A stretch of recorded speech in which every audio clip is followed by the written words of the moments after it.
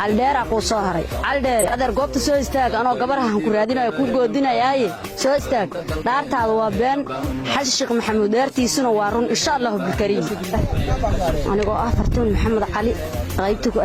qaybta ku ilaatanaad ka tirsan guutada 15aad waxaan ugu baaqayaa muslimiinta oo dhan inay cadowga iska sifeeyaan qawaarista ay iska sifeeyaan waxaan leeyahay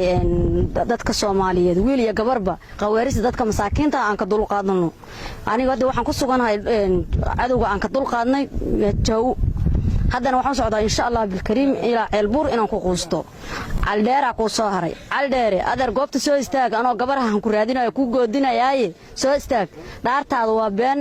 xasan sheekh maxamuud dhaartiisuna waa run insha Allah bilkariim madaxweyne xasan sheekh maxamuud dhaartiisu in rumowdo adiga taaduna beenowdo aan ku sheegayaa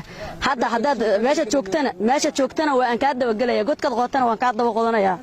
anigoo gabar ah ayaa waxa difaacay taagay hooyooyinka iyo shacabka dhibaatada haysata